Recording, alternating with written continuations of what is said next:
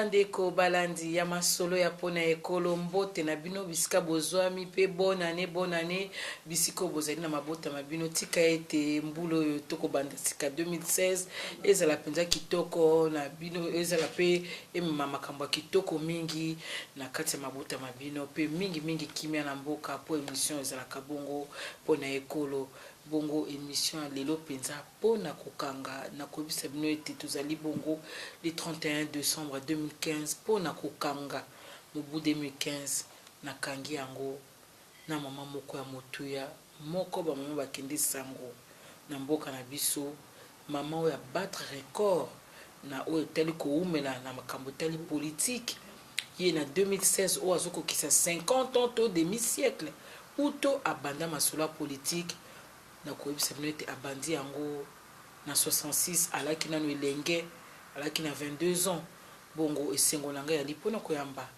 na poko ya lelo maman Catherine Nzuzu ya Mbombo maman Kati oyo sila occuper ba fonction miike na mboka na biso abandaki na 67 comme bourgmestre commune à Gombe puis amataki akomaki gouverneur des provinces ezala na Bazaïro lelo eza Congo central ezala na Kinshasa bisika miike pe akomaki ti na niveau ya vice-président de la République mobutiste ya première heure maman Kati Nzuzu ya Mbombo azalaki pe lisusu ancienne candidate na présidence de la République na 2006 moko ya basi batiaki motu na masolo wana azali pe lisusu ancienne présidente nationale ya MPRF privé lelo maman Kati na ndenge mikolo ekokende azali bongo actrice politique ya monene ya mboka na biso mais personnalité politique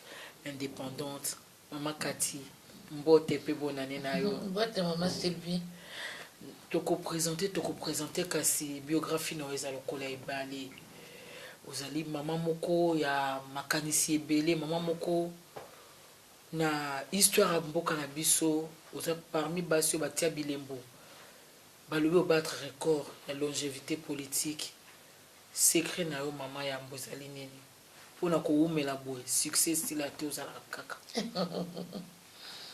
oyebi mama mpona koumela na politique eza kosenga ozala na bisimbasimba te biyelalela te mpe olobaka bosembo parce que oyebi soki mosala moko ezali na mokili oyo makambo nyonso elobamaka eyebanaka makambo nyonso basalaka ebimaka ezali nde politike yango wana mpona koumela na politike kosenga ozala moto ya bosembo mpo ozwa mbala mosusu oyo kaka soni te mpo oyebi société nyonso epardonaka bato ya politike te oki kosala makambo butu olobiki ekoyebana te lokuta ekoyebana kaka bongo soki ezalaki ya mabe biso tozalaka awa na mokonzi na biso ya monene Maréchal Mobutu makambo mingi elekaki soki nalobiki na ntango na biso wana deuxième république nyonso to ezalaki kaka rose na kokosa parce que na misala nyonso to ya leta bafaiblesse ezalaka kongenga mpe ezalaka bongo soki ozalaki moto ya kosalasala makambo ya mabe koyokana na baninga te kosimbasimba biloko pamba natikalaki awa nasali baboloko mbala na mbala mibale nakoti makala baluki ntina se ya mai mpo batelemisa balobake aliaki boye ayibaki boye azwaki boye ezwalamaki te parceke nazalaki na kolanda nzela ya bosembo kolanda nzela ya bosembo nakanisa mingi bakolanda yo bazwi ya motuya mpona koloba ete politique égale vérité atako na lopoto balobi toute vérité n'est pas bonne à dire ya solo toute vérité n'est pas bonne à dire mpona na ndenge nini omoni na niveau oyo ngai nakomi nango na politique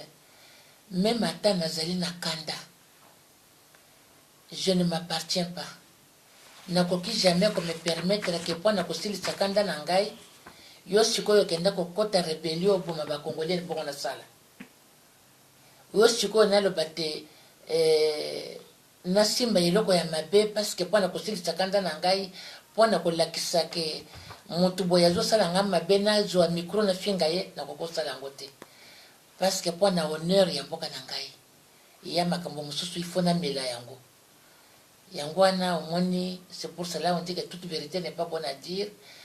Il faut savoir mpona intérêt ya mboka na yo makambo mosusu mpe kobomba yango soki kaka nyonso to oza kobimisa ça veut dire que ozopesa mpe yo moko ozotona oluzito te. Mama Kati obandi politique na bolenge nyonso 22 ans lelo ozali na mbula oza nango kasi bato basimba ete 50 ans ya vie politique sans interruption epesameli moto nyonso te. Mais tomoni politique na yo obandi expérience na boutisme ti na suka lelo olobi oza opérateur politique indépendant. Eloko ni ememi wana otali tele omoni te bamangomba politique ezomema badéception to olobi te après 50 ans navanda no natalela. Non, nalobaki bongo te. Oyebi nazalaki kodirige un perfet privé lokola mpe il fallait basalanga opération ya genou nyonso mibale par responsabilité. Nalobaki lokola élection eza koya malamu na mibenda na moki mpe nano na santé na ngai direction politique nationale eponi oyo azalaki vice président na ngai papa Simba Templar mpo azala président ya mpere. Bon nazongi mpe na opération na vandi nakoki kotika politique te, c'est mon travail mais nalobaki nazali active te parce que nazali je ne peux pas me désintéresser dans ma etali politique, mais je me suis plus donné maintenant dans ma ya misala na ngai ya entreprise parce que oyebi tozwaki bakokoso mingi makambo ya bapillage, tozwaki bakokoso mingi na makambo ya banyongo leta futa te ezosenga quand même. Oyebi la vieillesse se prépare sinon ma sevi omona na bandako benga kote mo nyonso naza na loso te tindela ngai saki ya loso. Donc au moins di vieillesse bapreparaka yango po okoma mokumba mpona bana te na bakoko. Il faut yo moko se préparer ozala na mwa ndenge no ya kofuta kisi na yo, ozala na mwa ndenge na yo ya komela mai na yo, soki mpe nde koka olingi komela yango omeli yango, mais tout ça ekosenga omipesa na yango. Donc nazali personnalité politique indépendante.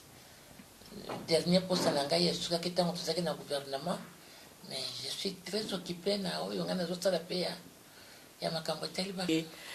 Mama Nzuzi tokokumela na makambo ante kasi toya na makambo oyo ya mineno ezali ya dialogue. Okendaki concertation nga namonaki yo lelo tozolobela dialogue national na moment oyo barésolution bozwaki na concertation nano nyonso kutu bosaleli te lelo lisolo ya dialogue. Mama Nzuzi likanisi na ye na oyo etali dialogue eza nini? Mama omoni makambo wana nde eza kopesa mpe bato mosusu oyo bazali kolinga dialogue te kopesa bango raison ya koloba ke tokendeki na concertation il y avait 600 recommandations. Tosalaki mosala kitoko mingi baye kopona batie na place comité ya suivi et comité ya suivi wana ba 800 recommandations ke baaplike yango, même les 100 wana baaplika yango te. Yango bato baza komituna melokola batie molenge na makambo ya dialogue eloko nini ekopekisa biso ke weye koloba na dialogue bakusala yango. Mama ebandi lelo te congolais eyebani ke bazwaka ba résolution ya malamu, bazwaka ba idée ya malamu, mais baaplikaka yango te. C'est ça le malheur. Mais concernant le dialogue proprement dit na makambo oyo toza na wana minute oyo, au moins un républicain ne peut pas refuser de dialoguer. Parce que la politique est faite de dialogue, la politique est faite de compromis, et la politique est faite de concessions. Ce que oyebi kosala concession na politique te na baninga, ce que oyebi kondima compromis te na politique na baninga, ce qui oyebi ko dialoguer olingi ko dialoguer na baninga te za musala na yote. Tunaki ngai secret ya koumela ezali wana. Il faut koyeba parfois se faire violence na intérêt ya mboka. Yango naza kokanisa. Il y a deux camps qui se sont présentés. Baninga ya opposition balobi dialogue est nécessaire te malamu basala kaka tripartite. Il y a CNI na parti batu ya société civile na batu ya majorité. Dialogue est nécessaire te bakoki kozala na raison, mais bakoki kozala na raison te parce que moi je pense que na dialogue oyo eza kosenga balever baoption. Ce sont ces options-là qui doivent être acceptées par tout le monde. Option yango nini? Oyebi CNI abimisaka calendrier na ye. Calendrier wana ezalaki kopesa cette séquence ya baélection. Banda élection municipale, banda élection communale, etc. Mais sikoyo boye tokomi na tango lobi toza kokota na 2016. Est-ce que tokozala na tango pona kosala ba cette séquence ya ba élection nyonso wana? Eza kosenga ko se retrouver autour de la table, toyebisa gouvernement, toyebisa majorité, toyokana ke parce que tozwi tango te ya kotia mbongo pembeni pona kosala élection. Parce que tozwi moyen te pona koorganiser élection ya mike, malamu ba élection wana o ya mike ya municipal nana tolobi te kezali moins important, non, mais tango ya kosala yango ezali te, mbongo pe ezali te, malamu totia yango pona 2017. Maintenant ba effort nyonso ezala concentré na ba élection présidentielle, élection législative, pe élection provinciale. Bakoki kotia 3 urnes mokolo ya vote ekozala na problème to. Omoni wana ezosenga option wana ezala levé par toute la classe politique. Comme ateke non batu ya majorité bango moko ba imposer. C'est pour cela on estime qu'on se retrouver autour de la table est nécessaire. Et puis naza koloba na ba même ata bandeko ya opposition yango ke na monite pona nini bobangi ezali lisusu na kati. Soko tali mingi ezali ba présomption. Atang mususu ba copier biso. Atang mususu nte bandeko ya majorité bazali ba congolais le kwa biso. Toki ko pesa bango jusqu'à la preuve du contraire. Ba circonstance bénéfice des doutes. Ceux qui t'ont commis autour de la table, au moins ba dossier baza ko bimisa ba dossier le bio to ba makambo ya kosala gouvernement ya union nationale. Wana to ko baka wana to yaki pona makambo wana wate. Ou même makambo ya troisième mandat. Ou bien makambo ya troisième mandat.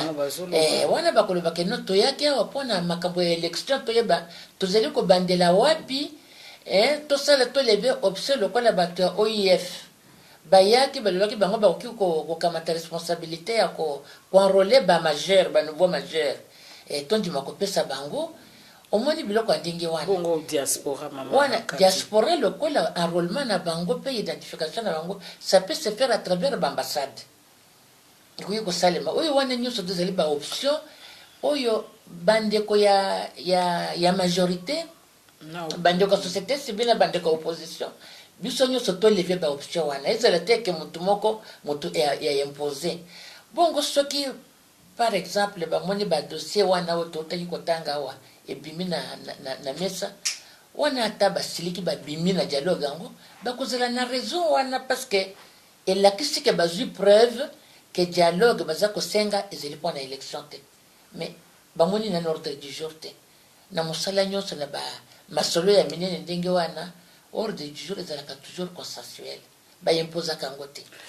Maman Nzuzi Wambombo, est-ce que bobangi na bango eza lokuta po biso stolandi na bilili moko professeur ancien moboutiste membre ya gouvernement professeur Kinke Mulumba oyo toza na botosi mingi na ye alobi ete président Kabila aza candidat ya MP mpo na élection oyo ezoya na mikolo eza koya yo oza politicienne ya kala ya lelo te mwa commentaire est ce que ba discours ya lolenge wana ekoko facilité bandeko koya na dialogue? Non, omoni nayebi te mpo nini asalaki yango nga mpe nalandaki yango na bilili epesaki nga nde mawa.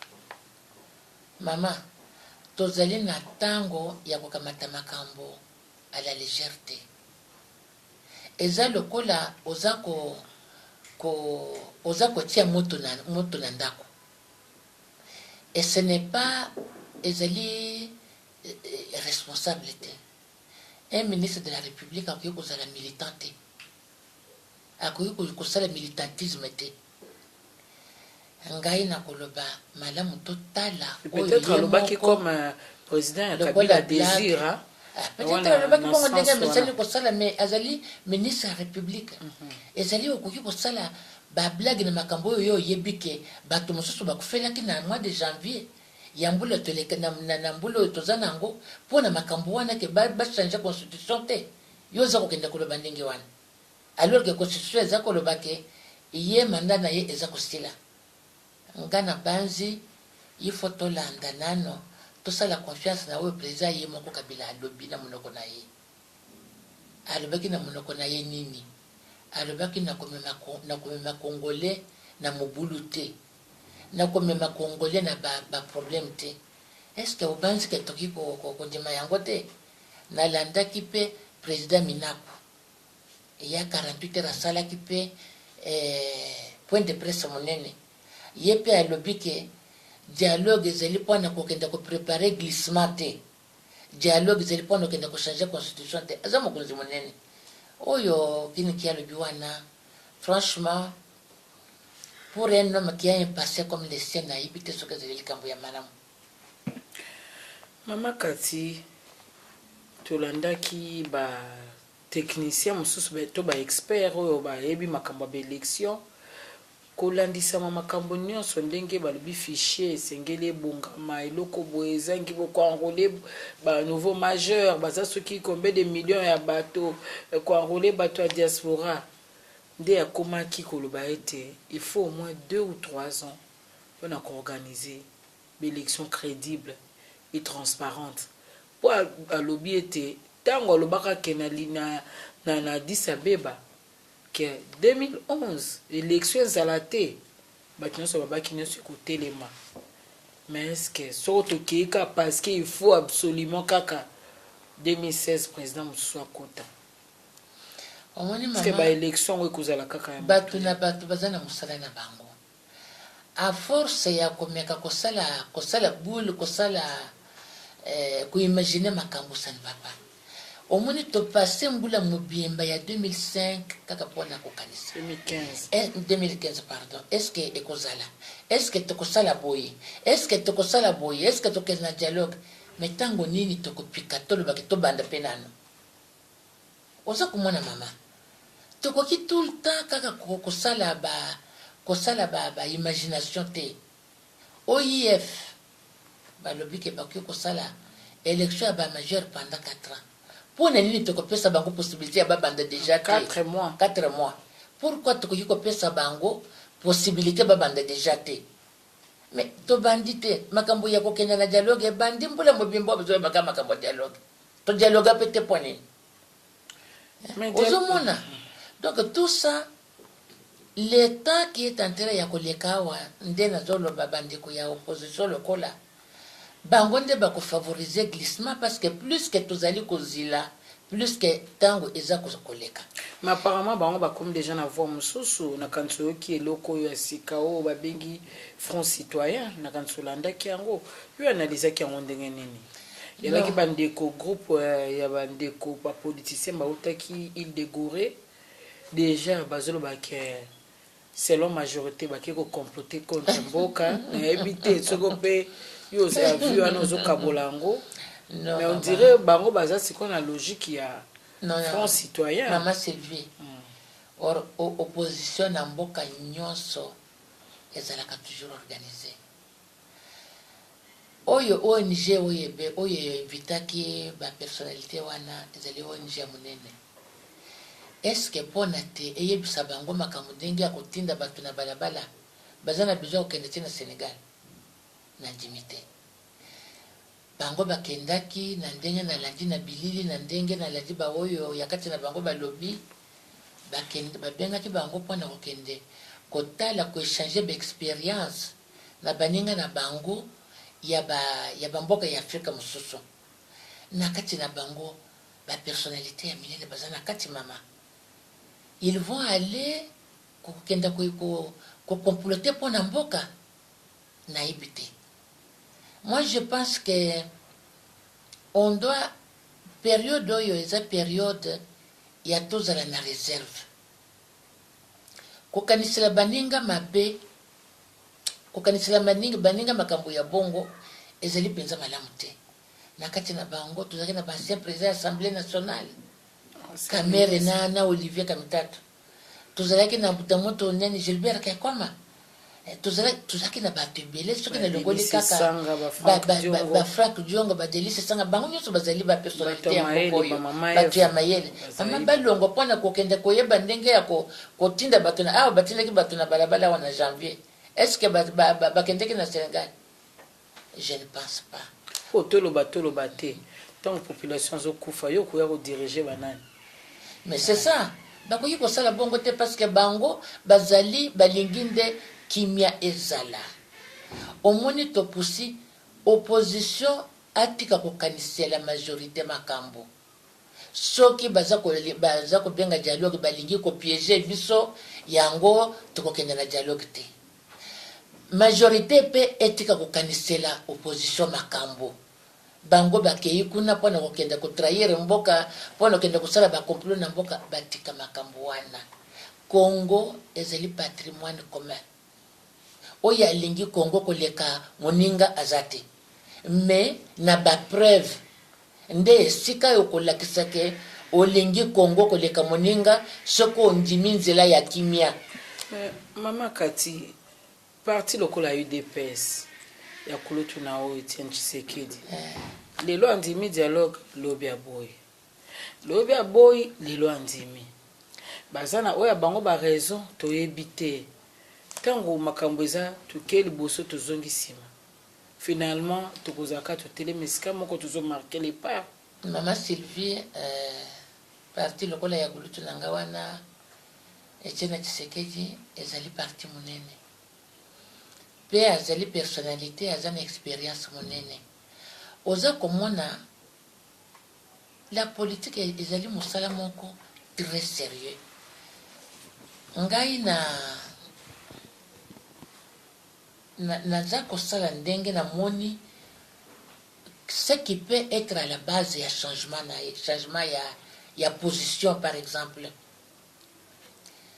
Bango quand j'ai entendu que majorité etindaki bato bakende kokutana na bango na Bruxelles pona koloba makambo matali élection, moi j'ai trouvé ça normal.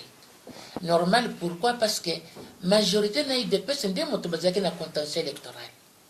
Bandi komsu ya opposition basileki balobi ya mabe il fallait pas boye. Wana ngai na ndimaki yango. Mama Sylvie politique ezali musala ya motia, il faut que sala ngo bongo ezala kimia. Il ne faut pas toujours kotala mal partout. Ce que lelo kabila alamuki alobi ake kukutana na Tshisekedi. Mais azali pe mwana na ye azali pe chef de l'état ya mboka. Pourquoi tokomona ngo ezali mabe? Pourquoi on voit le mal partout? Là où les gens doivent se retrouver, quand les gens doivent se retrouver pour na kusolo la makambo ya mboka, moi j'accepte toujours. Mais est-ce que tu sais que des enfermés lelo na ba position ne moka azali enfermé te lelo ezali boye mama na bana mususu bazolo ba makamususu ba mususu pe na kati ya parti bazolo ba makamususu kaka parti moko maloba mibale misa okandenge nga na mona ke sikambe ba ibimelaki mama tolo bakalikambo na bosembo bake kumona na Tshisekedi kwa na konsola makambo ndenge nini ko organiser dialogue oye moko Tshisekedi asengaki. Il y a un dialogue dirigé par un modérateur international. La base est pour être sûr que il y a azali congolais akoya kokota na bakombi na bakongolais. na banzi. Ce n'est pas que parce que azali ko sous-estimer ba Congolais, non. Ezali pour que ceux qui mon pays azali, ceux qui tolobi que toye na dialogue kaka pona kotala makambo ya maponami ba dossier mususu ya pembeni ko ya kobimate na kanisi bongo. Mais au même moment bakei kotala ye, au même moment ba saisir cour constitutionnelle. Cour constitutionnelle qui kotala makambo yo etali maponami et kamati ba décision entre autres bakamata bati en place et oyo ba décision oyo commis na nomination ya ba commissaires spéciaux. Mais tu sais que Diazali juriste, c'est un grand juriste. Mais parce que vous videz bino moko substance ya dialogue. Makambo bolinga ko sola na dialogue bosibo kei ko pesa na cour constitutionnelle. Pourquoi Joanna a 36 provinces constitutionnelles? Mais yango wana maman. Fallait bâtir la province etika la yango moko ezala gérer. Ils ont ancien gouverneur oyebi maman. Maman, kokata ba province ezali mabete parce que constitution esengaki yango. Mais tango ya kosala yango eza kosenga liboso ba précéder na ko créer ba infrastructure. Mutu moko kokolo batemboka na biso ezali monene. Soki basali ba province ezali mingi ekozala facile pour na ko administrer yango. Ezali facile pour bato bazali plus près de la population. Mais tango ya kosala yango banzela ezali te, banda ko esika ba bureau ba kotia ezali te, on est comme aventure. Maman, au moins que maman basa la mboka pe bongaka tant ba dirigeance ka bazali. Mais il fallait ko bazila encore la basa ba kende ki ke balo ba makambo na dialogue. Zanga mokila mokomboso. Mais ce qui déjà bino bokei ko tala montu ke bosala bolo ba makambo nyoso wana. Ce sont les grands dossiers qui auraient pu être traités dans le dialogue. Bokei bosali yango na cour constitutionnelle. Bosikoyo ye aya bosali. Il se voit inutile. Donc kaka pona nomination ba commissaire spécial ezali kaka wana te ba dossier ezali mingi ezali ba dossier mingi ezali ba dossier mingi ndoko nini il fallait kozila tango bakokutana balubi makambo wana te parce que tu sais que c'est un juriste cour constitutionnelle epesaki ba makambo mingi sikoyo bakamati makambo ya ba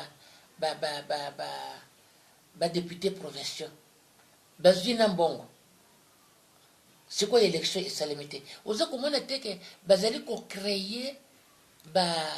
C'est comme maman. Ko créer ba makambo sur plusieurs fronts. Na lingi na ye ba. Moi azana makolomine alanda kanzela moko. Na lingi na ye ba lelo. Bazwi mbongo olobi ba candidat député provinciaux. C'est quoi autant au fichier électoral ba kotala yango et que ba enrôler ba nouveau majeur. Et que na kati ba nouveau majeur wana ba bitke biso pe toza ba candidat makambo ko sala mandeni. Mais yango wana nyoso wana izaleki makambo ya ko réfléchir te mama. Mbongo wana ba luka wana mutu anani. Leta kozongisa mbongo wa bato. Si yango nazolo bake mbwa azana makolomine alanda kanzela moko. Et il ne faut pas ko fungula ba front ebele. Lokola balobaki makambo dialogue kozala ezalaki makambo ya kolobelango autour ya dialogue. Parce que pour na kosala ba élection nyoso wana bazako le même théo sénat il kitango o ba président ba député provincial ba kitango mais bango moko bazana pouvoir organiser l'élection te ils n'ont pas ce pouvoir là ba organiser ma ponemi ya bango moko non le quoi le gouvernement tcheki ou ya tcheki mbongo pembeni te pour ba organiser l'élection même le gouvernement a assumé gouvernement premier ministre ezali dirigé par moko ya majorité. L'Assemblée provinciale est dirigée par Moko ya majorité.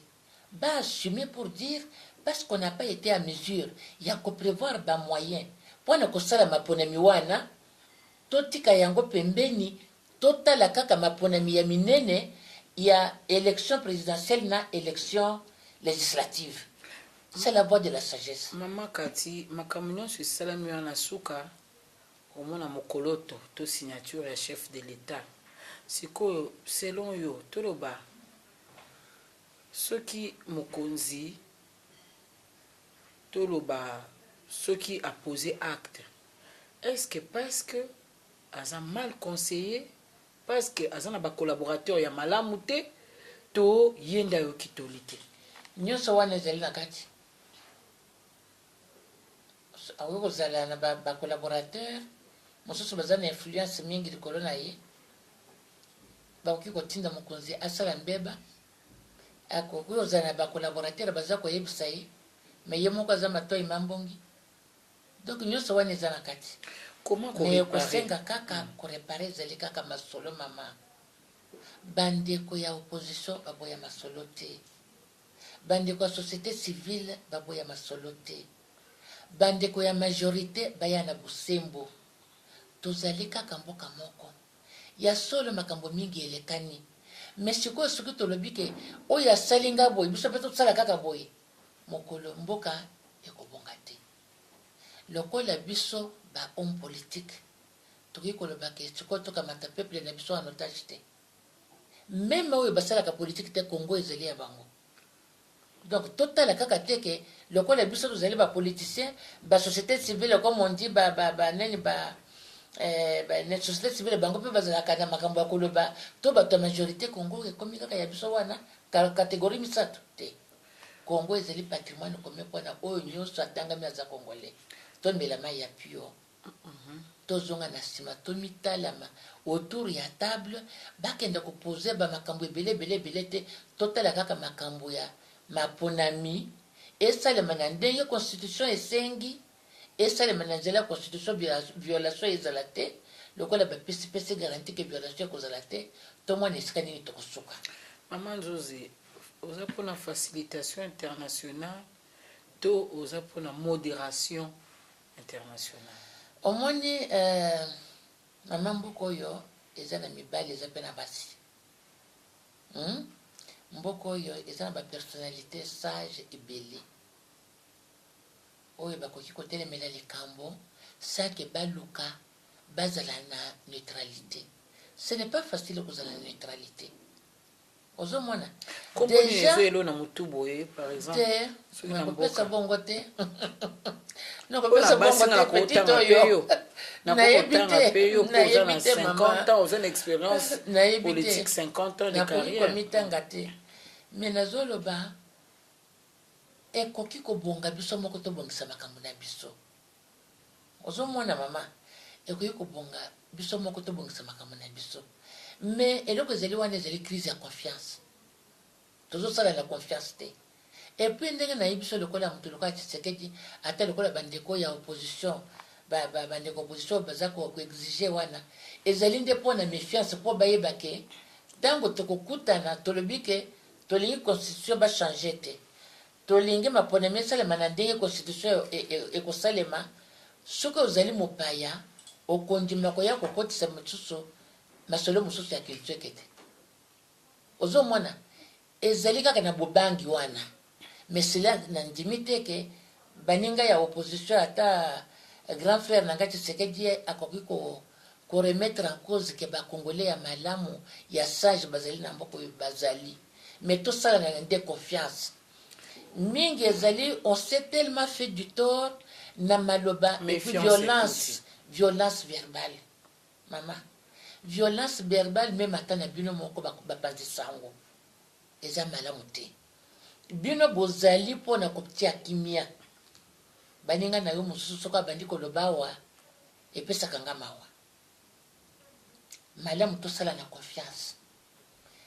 Il y a eu beaucoup de choses basi mingi ekotaki ezala bato ya majorité bayoki mabeke bato ya opposition balobaki na bango makambo ya pasi bato ya opposition balobi no bato ya majorité basalaki biso boye et vice versa tokamata nyonso wana totia na nsima totala kaka intérêt ya congolais na intérêt ya congo siko tolandi kanda ebotaka mwana malamu te mama Senko et Bandi Masolo, ça fait 3 jours.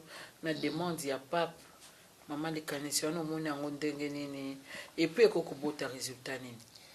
Bongana moni mama c'est mkona ba évêque ezeli les canisiens malamu. Papa lobi yango po azeli mutu ya paix, alingi paix. Maman tozali plus de 75 millions d'habitants. Mboka na biso za continent. Papa yebi ke soki mboka oyo koti mobulu. C'est l'Afrique centrale qui va imploser. Yo kanisa kaka lingwala na barumbu ekoti na Braza kufite. Lingwala na barombo. Kaka yango mibale wana. Kibanseke kutu te. Non, kaka barombo na lingwala. Soki bakoti Braza asili. Nord Kivu, Sud Kivu, ekoti na Burundi. Burundi atemi, to ekoti na Rwanda. Donc mboka oyo mama ezali mboka monene. Tozali un grand peuple, papa azali conscient na wana. Yango wana lokola moni toza okenda na mur.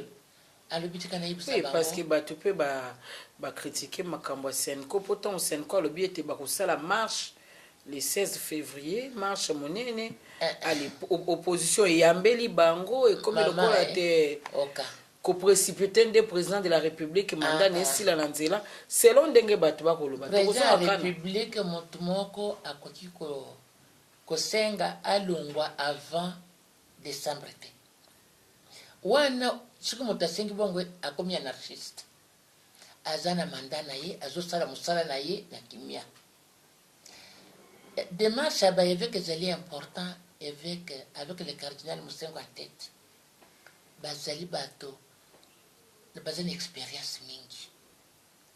Soki basali bongo parce que bamoni ki tozokenda na mur mama. Mais bazo reprocher bango Senko. Tozali koloba trop proche ya opposition omoni na oyo wana oh mama. Oyo wana nde bino kokotela bonka poza na kokotela bango mama na za catholique pratiquant na kokotela bango te même ata l'église ba réveil. Ngaza nayambaka ba pasteur mingi awa. Non mama. Nzambe azali kaka nzambe. Cardinal asalo bana banene ke bango bazali na posa ya poste politique moko te. Donc soki lelo baza ko kamata ba position baza ko kamata nde eza ko pesa na bato mususu lokola ezali ko kokana na bandenge baza ko kanisa te bazo kanisa kaka ke ba position wana bazo kamata parce que balingi bato baza na pouvoir te. Ezali bongo te. Balingi nde ko approcher bato, ko approcher ba point de vue. Dialogue mama ezalaka na coutume na biso. Pona koyebisa bato tokoma nano na table parce que ordre du jour ekozala consensuel. Soki bomoni ordre du jour bakotisi yango na makambo ya mbiringa wana bokozala na raison ya kokite la table de négociation pe bokozala na raison parce que boyelaki makambo wana te. Mais avant que esalemi te soki bino bolobi ke bokoya te omoni ke eza faute wana komi fuita na avant wana san papa nde musala ba évêque na biso baza kosala mpona koraisonner bango na bango koyebisa pe pouvoir oyo aza koconvoke dialogue ke mama tozalaka na parti unique ate tozalaka na parti unique impere parti eta toboyi yango tolobi tolingi démocratie tolingi pluralisme azobanga ke masolo ekoma ko ba congrès impère ezaki déjà ba résolution yebani déjà yango wana lokola tondimi démocratie ezalaka na ba règlement na yango na règle na bango tolobi ke tozali toza na mobeko ya monene ezali constitution epesaka durée ya mandat tondima ndenge constitution esengi parce qu'il y a une vie après la présidence. Oza komona. Donc siko bolingi ko ba changer ka ba mandat. Donc toujours zongela siko makambo ya MP. Ngai na zeleke na MP parti eta. Mais na kundima lisusu makambo ya MP parce que to sali avancer monene. Démocratie ezali malamu parce que on dit c'est autant de têtes autant d'idées. La démocratie, c'est une confrontation à l'idée. Est-ce que ça luxe c'était pour les Congolais? C'est luxe c'était maman. Et les Congolais bazali égoïstes. De l'égoïsme. Et c'est surtout et pas les bateaux bazako comprendre. Et là qu'on a une démocratie de makamwane de Salima. Bango muntu bako l'ex peuple yassé ni avantage la démocratie ndé au monde bazali virulent. Non. Tant que dans une élection que le meilleur gagne. Ce qui président Kabila andimi kozonga après yako tomoni yango na Nigeria non président Kende ki président kozonga donc ce qui baza kotinda ye moko Burkina Faso malgré Mobutu elekaki donc na base nous ne pouvons pas aimer une chose et son contraire tolingi démocratie mais tolingi règlement démocratie à PCT tolingi élection mais tolingi ndenge élection et PCT. Il faut que ça la artifice que le capon était mboka ezala ezala likolo eza malamu te. Donc pour yo il faut bandeko opposition batika président Kabila si sa mandat na il faut sa mandat na mais c'est ça la démocratie maman. C'est ça que dit la constitution. Bakosenga président Kabila longo avant décembre au nom de quoi? On est commis anarchie maman. On doit se faire violence. Et procureur général de la République pas Lobaki déjà. Le procureur atika ba menace ne wana ou eza makambo politique atika ba menace na ye. Ozoka mama. C'est un homme que je respecte beaucoup et puis un pasteur. Ah oui, c'est tango ya menace te. Kimia ekota. C'est pour ya Lobaki qui article 64 wana ya constitution bande composition bazotanga kaka alinéa 1. Ba ete alinéa 2 pe lobi. Maman. Que la marche ceux qui vont tenter de renverser pouvoir la marche l'état peut s'engager tia bino maboko non la marche c'est prévu et c'est une démonstration ya kanda c'est constitutionnel la liberté d'expression cette liberté peut se faire le la boyenga je suis en train d'user de ma liberté voilà de ma liberté de parler donc ça pour ma marche ça les pacifique marche pacifique on ne peut pas empêcher ça. C'est prévu dans la Constitution. Mais marche où ils allaient assorti, il y a un mot d'ordre, il y a des beaux cassebat. Bobo mabato, beau casseba magasin, beau casseba bilok. Là, je suis contre. Moi, je ne peux pas accepter l'anarchie. Moi, je suis une vraie républicaine. Hein. Je suis libérale et républicaine. Tout ce qui est violence, c'est pas dans. C'est pas. Ezeline Nangaite. Maman Katia, mission monsieur comme Kena Souka vraiment. Au lieu de on y a nzoto ya maréchal ezonga mboka. Est-ce que les lois lisusu soto lobi obandela mbela no ko bandela po ebela bato azolanda yo ba décideur. Bamusu ba lobi ke tant que nzoto ala pe kozonga te mboko oyo mabulu ekosila te. Ba problème pe ekosila te parce que ça fait quand même 32 ans d'histoire. Yamboka Congo sur les 55 ans où il y a indépendance na biso. Yango mama ezali kambo moko pesaka nga mawa. Po président Mobutu azalaki mokonzi monene. Na reine na ye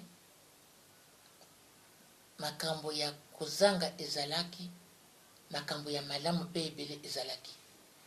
Azali mokonzi moko bakokaki kosala boye mpo na nzoto na ye ezongawa te.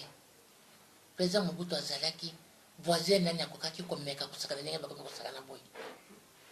Basala rébellion bakota kuneni koya kotimu na mabanga ya talo bakolta banini babima ndenge balingi bakoti ndenge balingi tangelanga voisin moko azate. La guerre prise là qui est moba 1 moba 2 merci lisaka la guerre à Chaba la guerre à 80 jours monene mais azako silisango yango eloko e vaincre eza maladie pour cancer moni ndenge akondaki soki yango tembele makambo elingi koleka ndenge mosusu yango tozosenga kaka nzoto na ye ezonga ozomona congolais azolela nzoto na ye tala ndenge bakasete naye baza koteka yango partout tala na kati ya babus ndenge badiscours na ye eza koleka oyokaka wana baradio pete nyonso wana eza baza koexprime kolinga moto baoyo nyonso oyo bakambaki mboka na biso banda président Kasavubu eye kokoma na président Mobutu eye kokoma na président Kabila Laurent Désiré Kabila siko toza na Kabila ya mwana bazali kaka bamikonzi ya mboka na biso congolais akoki kondima teke nzoto na bango evanda libanda esika bakokunda bango il faut kaka kokumisa yango avenir politique ya mboka na biso soki oza na suwi mpona 2016 eloko nini ya moto okokosenga mpona ntina mboka mpo émission esili mama mpona 2016 nga nazosenga na bandeko ya opposition na bandeko ya majorité na bandeko ya société civile tosala marche en arrière tomelama ya pio tokutana tosangana tolobana élection maponami esalema na kimia ndenge toza komona tala lokola mboka lokola ba Burkina mboka ezali na ali ko sous-estimer yango te mama mais soki totia yango quand même pembeni ya oyo biso eza mboka moke mais eza kopesa biso leçon ya sagesse tozali pe na nombre ya baintellectuel ndenge moko na bango te awa nombre ya baintellectuel eleki baza kopesa biso leçon ya sagesse bongo biso bakongolais toki mpe kotika na histoire te mama tala Tanzanie basali makambo na bango na kimia pourquoi biso congolais tokolinga kaka basitaka biso na makambo ya mabe te eza malamu te kozala mokonzi na mboka ezali responsabilité monene mais responsabilité wana il faut koyeba koassume yango omibosana obosana baintérêt na yo baintérêt ya libota na yo na intérêt ya famille politique na yo po famille politique ya monene ezali nde peuple ya congolais soki okanisi olobi soki ezali mpona bacongolais te mbe nalingi nasala boye ozomona mama mpe nazali koswete na bacongolaise nyonso na bacongolais nyonso nzambe apesa bino nzoto makasi mingi bazwaki bamabaku ebele na ndenge ya bambula ebele enoki ebomi bandako batikali bazali na bisika ya kolala te mingi bazwaki mabaku ebele babengani bango na bamboka toza nango zingazinga bazongi bazali nano ti lelo kovanda na kati ya bastade nyonso wana ezali nde poids ezali charge leta aluka moya kosunga bato wana surtout oyo bazali na stade oyo penepene na commune Kinshasa eumeli mingi basali plus d'une année là-bas bazolala libanda na bambula minene oyo première dame pa lekaki kotikela est-ce que tozangi moyen mpona kosalisa bandeko wana ata na bandako ya bapréfabriqué mama ezangi te nga na banzi biloko wana nde ekosala ke tolingana tala ndenge mindele omoni soki bapaya oyo bazobenga baimmigrant bamosusu baimmigré ndenge baza kolengela bango bakangi ndeko na ye moko omona François Hollande akenda tie na aéroport koyamba ye mais biso bakobengana par des milliers par des dizaines réaction moko te mama on doit se reprendre makambo ezali ebele ya solo ya kosala mais il y a des priorités qu'il faut savoir tracer nzambe akota na kati ya motema na biso nzambe abatela congolais nyonso na baétranger oyo baponi mboka na biso lokola seconde patrie mokolo ya bonane lelo na alobi eleka na malamu ozwi eloko ya kolia ole ozwi no te kimia kaka ezala nzambe ye moko ayebi mpona nini apesaka biso bamikakatano ntango mosusu apesaki biso bamikakatano na 2015 tosenga ye ke 2016 ezala mboka ya motu na moto azwa épanouissement na ye na misala na ye asalaka abenir baprojet ya motu nyonso ezala ya moke ezala ya malamu mpo motu na moto avivre selon baide aza nango selon nini alingi kosala mpona vi na ye matondi mama kati na nde mondima ye kofungolela biso porte na yo to kosola na yo na mwa ngongo oyo nakanisa bana mboka bazwi ya motuya tokosepela ezala mbala ya suka te mpe tokasusuko merci tu sais que tu seras toujours la bienvenue awa ezali ndako na yo merci beaucoup matondi na bino bayebolandi biso bonane lisusu nakanisa bosimbi ya motuya bomoni mpenza 50 ans ya expérience na vie politique mama apesi mpenza bia na motuya na mituna totunaki ye matondi kasi nga mpenza na préféré napesa mpenza bameilleur vœu na patron ya CMBDJ tout ça vuvu oyo mpenza 12 mois 52 semaines apesi biso espace mpona kosala émission oyo mpe na bosani te honorable Henriette Ouamou député national ndeko na ngai moko ya balobeli ya funa moko ya balobeli fierté mpe basi bakosala lokoma mboka na biso nde tokutana mikolo mizali koya botika malamu mabota mabino